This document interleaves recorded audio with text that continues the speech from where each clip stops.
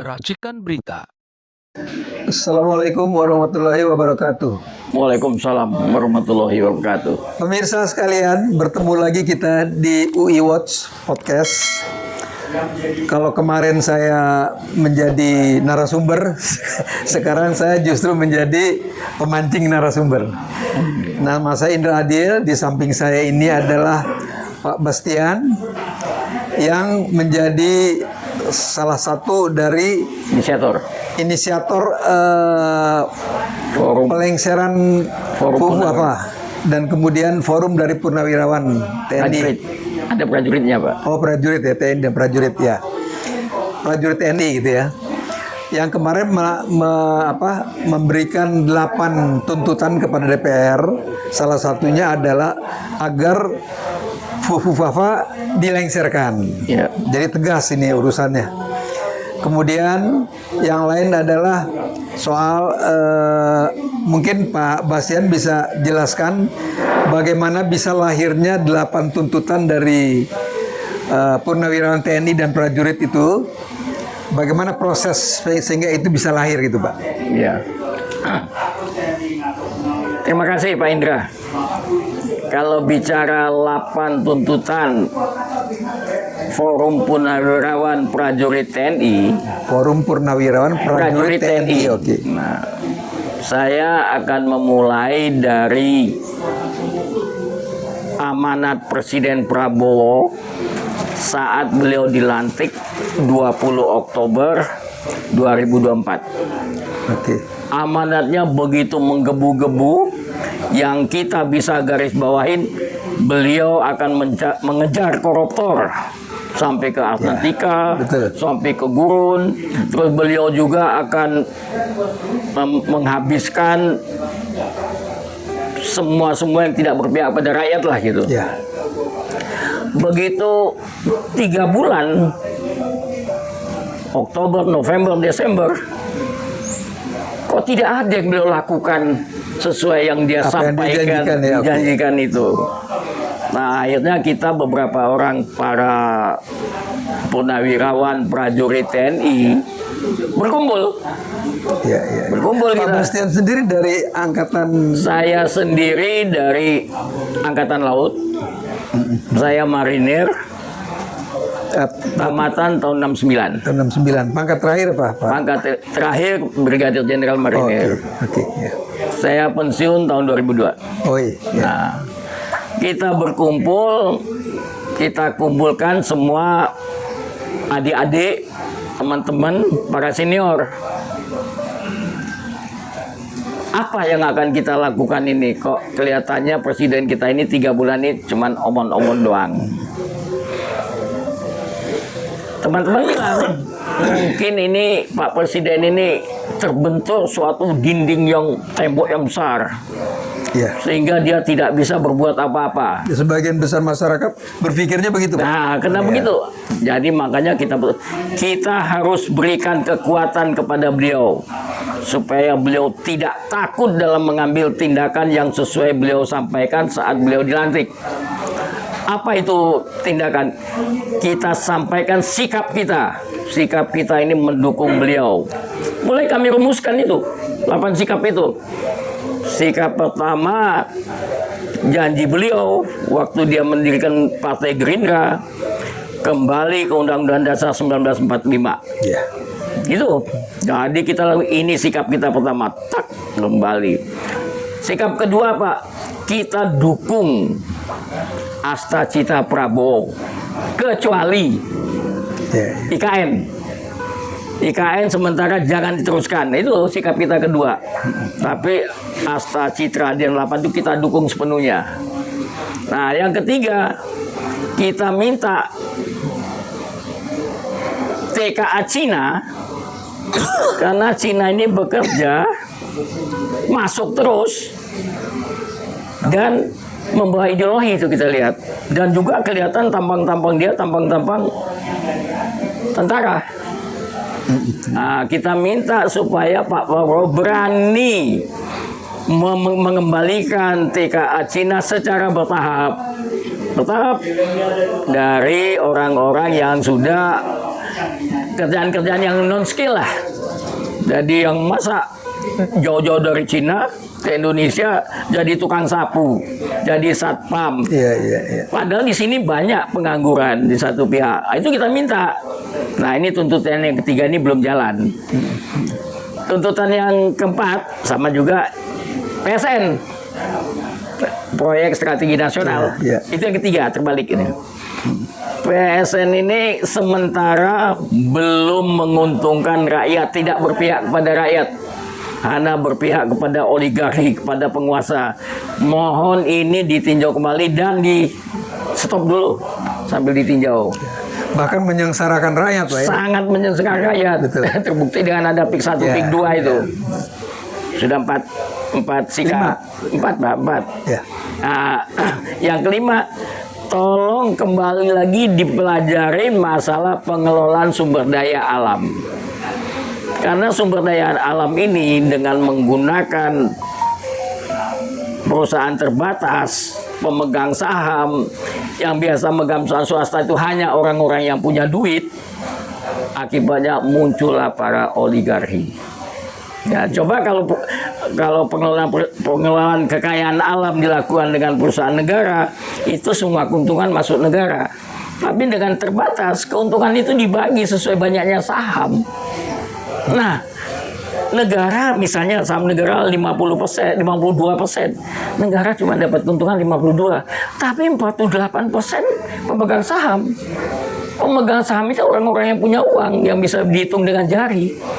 Setiap tahun dia bertambah.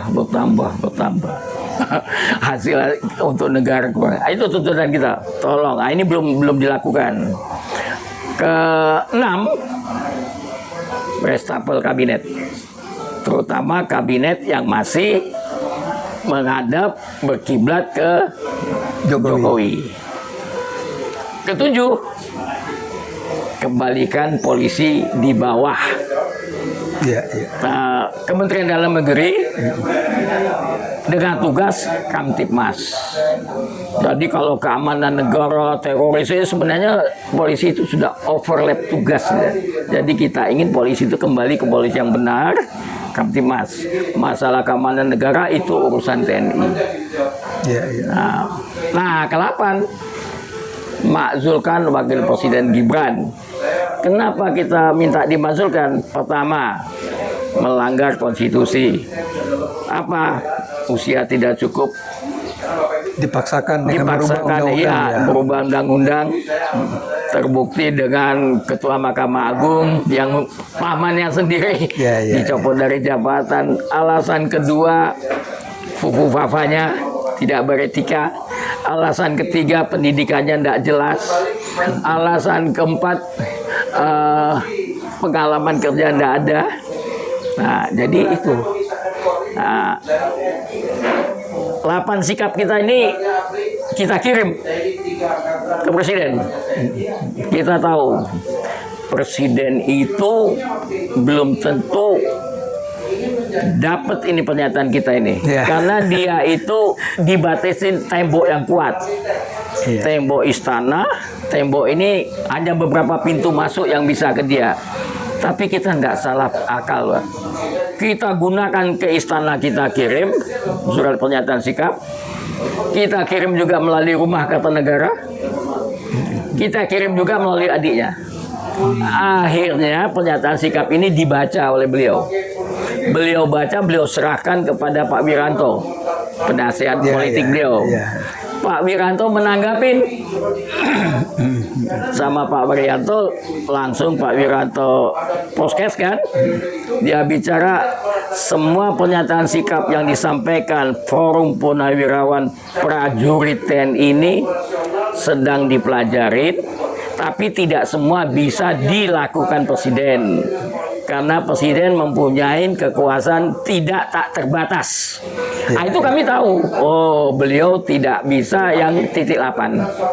Karena pemakzulan Wakil Presiden sesuai Undang-Undang 2002 Pasal 7 memakzulkan Presiden itu ada prosesnya, ada prosedurnya. Prosesnya melalui DPR setuju, diuji di MK setuju, kembali lagi ke sidang umum MPR. Nah, ini proses. Ya. Makanya kita buat surat ke DPR. DPR. Tanggal 26 surat itu ditandatanganin, 26 Mei. 2 Juni dimasukkan ke DPR. Kebenaran DPR sudah reses. 23 Juni DPR masuk, tidak menanggapi surat sampai sekarang. Sampai sekarang itu. Ya. Nah, inilah. Nah, padahal kita tahu bahwa proses surat kita untuk memakzulkan Gibran ini sudah kita kaji begitu mendalam, dan rakyat bisa dikatakan 90% mendukung ini. Tapi rakyat tidak berbuat apa-apa. Nah, inilah proses ini kita tunggu 4 bulan, 3 bulan. Belum ada jawaban. Buat surat lagi. Ada surat lagi menanyakan ke DPR. Tapi surat tadi itu sudah 3 minggu juga belum ada jawaban. Makanya sekarang banyak minta DPR dibubarkan aja, Pak. Iya. Jadi dari Forum Purnawirawan Prajurit TNI memohon kepada seluruh rakyat, seluruh organisasi, kalau sejalan, sependapat, mari kita bersama-sama mendesak DPR untuk segera memproses pemakzulan Gibran. Nah, ini tuntutan kami, Pak. Mungkin besok itu ada rapat lagi nih. Nah, kebenaran saya tidak hadir, mungkin saya ada kegiatan lain. Nah, inilah proses terjadinya 8 tuntutan tadi. Jadi kira-kira forum prajurit TNI ini, purnawirawan prajurit TNI ini menginginkan dukungan dari masyarakat atau ormas atau apapun gitu kan? Ya. Terutama sekali pemakzulan wakil presiden ya? Iya. Itu langkah pertama. Dengan Gibran bisa dimakzulkan, harapan kita karena sudah berkembang, ya sekalian Jokowi ditangkap dan diadilin. Ya. Itu nyambung. Itu nyambung harapan kita. Tapi ngelihat tanggapan dari DPR tidak ada, Pak, surat pertama maupun surat kedua. Ya. Bagaimana ini kita? Kalau menurut saya jangan Purnawirawan Prajurit TNI sendiri, Pak. Iya, itu yang saya himbau barusan kan, Pak. Iya, makanya saya mengimbau kita semua sama-sama membuat surat mengejar, bukan hanya di Jakarta. Bukan hanya di Jakarta, tapi juga di seluruh Indonesia, seluruh daerah. Nah, ini harapan. Ya, makasih, Pak. Terima kasih sekali, Pak Bastian, ini. Sampai di sini ujung akhir daripada wawancara kita, dan sekali lagi kami juga mengharapkan pemirsa bisa merenungi ini semua dan memberikan dukungan kepada forum Purnawirawan Prajurit TNI ini, terutama adalah untuk soal pelengseran Fufufafa. Yang memang sebetulnya sudah memasyarakat, Pak. Cuma memang benteng kita yang susah ini kan DPR, Pak. Sehingga banyak sekarang termasuk saya, Pak, ya, inginnya DPR itu dibubarkan aja, Pak, gitu. Karena memang dalam Undang-Undang Dasar 45 yang asli sebetulnya partai itu nggak ada. Nggak ada, iya. Gitu. Jadi MPR aja yang ada. MPR itu kan wakil-wakil dari masyarakat, ormas, ya kan, kepala daerah, gitu kan, suku-suku, raja-raja yang dulu kan, itu lebih realistis. Kalau partai kan sebetulnya nggak punya anggota, deh, tiap 5 tahun aja dia baru punya anggota kan. Jadi kami kira sekian saja dulu, mungkin bisa direnungkan apa yang diimbau barusan. Terima kasih banyak atas perhatian pemirsa semua. Assalamualaikum warahmatullahi wabarakatuh. Waalaikumsalam. Veritas, Probitas, Justisia.